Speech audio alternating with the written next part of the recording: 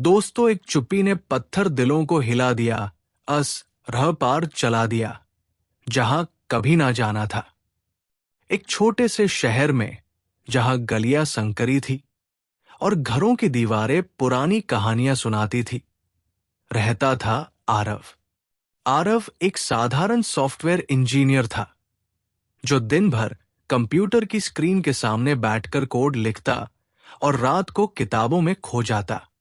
उसकी जिंदगी में कोई बड़ा उतार चढ़ाव नहीं था। लेकिन एक दिन उसकी मुलाकात प्रिया से हुई। प्रिया शादीशुदा थी। उसका पति राहुल एक बड़े कंपनी में मैनेजर था, जो ज्यादातर समय शहर से बाहर रहता। प्रिया घर संभालती, बच्चों की पढ़ाई देखती और कभी कभी अपनी अधूरी इच्छाओं को दबाकर मुस्कुराती। आरव और प्रिया की मुलाकात एक सामान्य पड़ोस की दावत में हुई।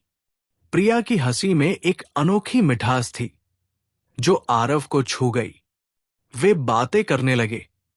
शुरुआत में सिर्फ साधारण सी बातें, मौसम, किताबें, फिल्में, लेकिन धीरे धीरे बातें गहरी होती गई।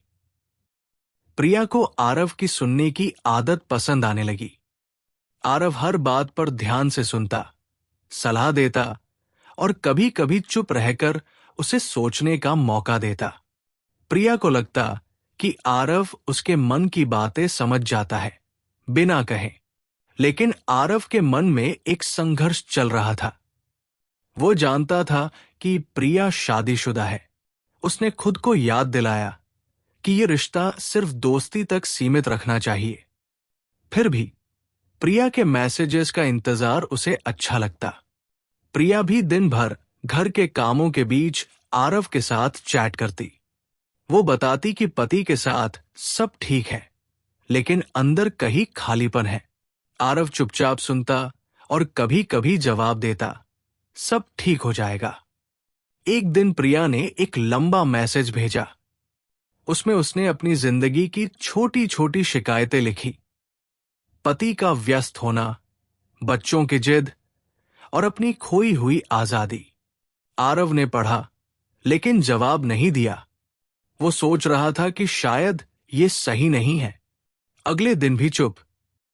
प्रिया ने फिर मैसेज किया, क्या हुआ? सब ठीक तो है? आरव ने सिर्फ एक इमोजी भेज दिया। उसके बाद आरव ने फैसला किया, चुप रहना। वो जानता था कि शब्दों से ज्यादा चुप्पी असर करती है। प्रिया को आदत हो गई थी कि आरव हमेशा उपलब्ध रहता है। अब अचानक ये खामोशी उसे परेशान करने लगी। प्रिया का मनोवैज्ञानिक संघर्ष। प्रिया घर में बैठी थी। बच्चों को स्कूल भेजकर वो चाय बना रही थी। फोन पर आरव का लास्ट सीन देखा, कल रात का। कोई स्टेटस नहीं, कोई मैसेज नहीं। उसका दिल अजीब सा महसूस कर रहा था। क्या हुआ होगा? वो खुद से पूछी। दिन भर वो व्यस्त रही। राहुल को कॉल किया, बच्चों के होमवर्क चेक किए, लेकिन मन बार बार आरव की ओर मुड़ जाता। रात को जब सब सो गए, प्रिया बिस्तर पर लेटी, फोन हाथ में लिया। आरव का प्रोफाइल खोला, कोई नई फोटो नहीं। उसने सोचा, शायद वो व्यस्त है। लेकिन अंदर कहीं डर था, क्या उसने मुझे भुला दिया? प्रिया को याद आया कि कितनी बार आरव ने उसकी छोटी छोटी बातों पर ध्यान दिया था।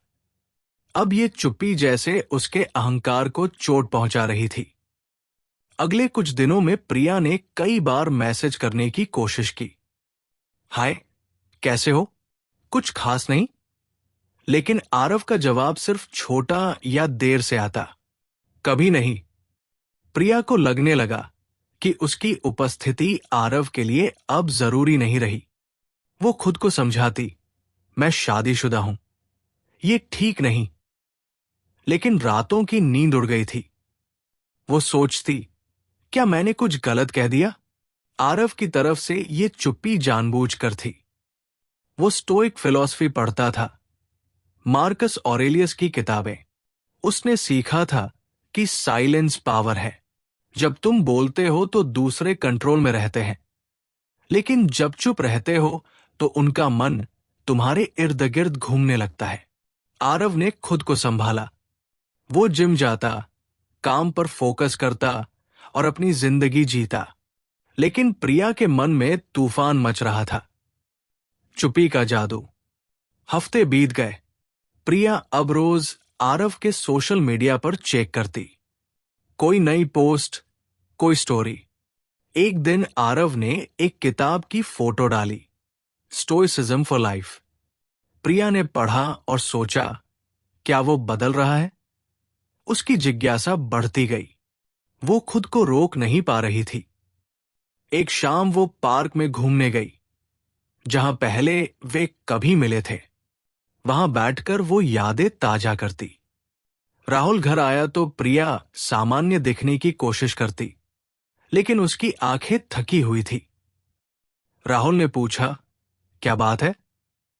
प्रिया ने मुस्कुराकर कहा, कुछ नहीं, बस थकान। लेकिन अंदर वो आरव की चुप्पी से जूझ रही थी। वो सोचती, वो क्यों दूर हो गया? क्या मैं उसके लिए इतनी महत्वपूर्ण नहीं हूं?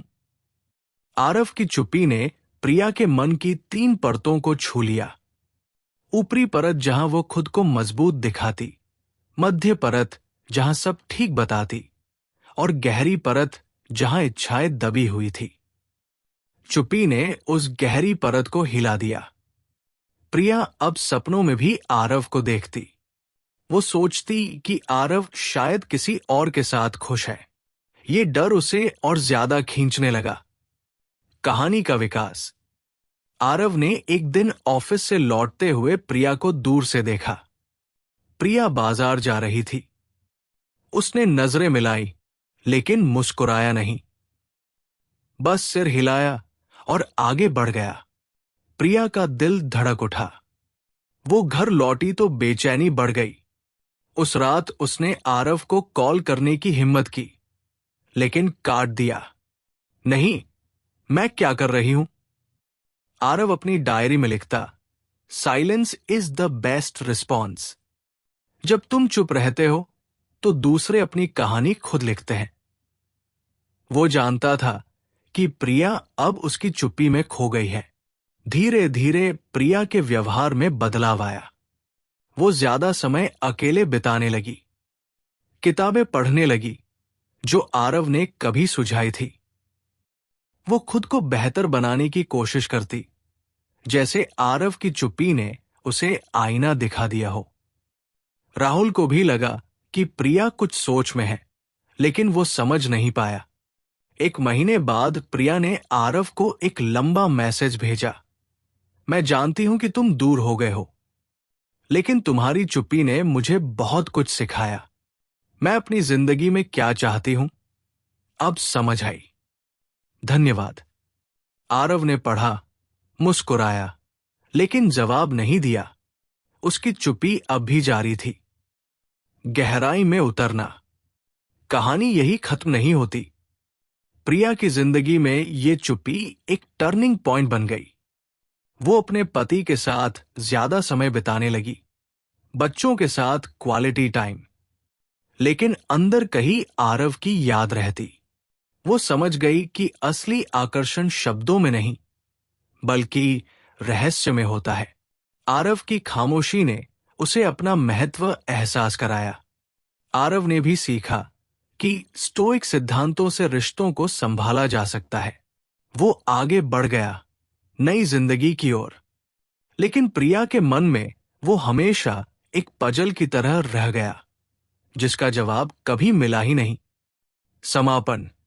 ये कहानी सिर्फ एक रिश्ते की नहीं, बल्कि चुप्पी की ताकत की है। जब तुम चुप रहते हो तो दुनिया तुम्हारे इर्द गिर्द घूमने लगती है। महिलाओं का मनोविज्ञान जटिल है, लेकिन साइलेंस उसे छू लेता है। स्टोइक बनो, खुद पर कंट्रोल रखो। वीडियो अंत तक देखने के लिए धन्यवाद।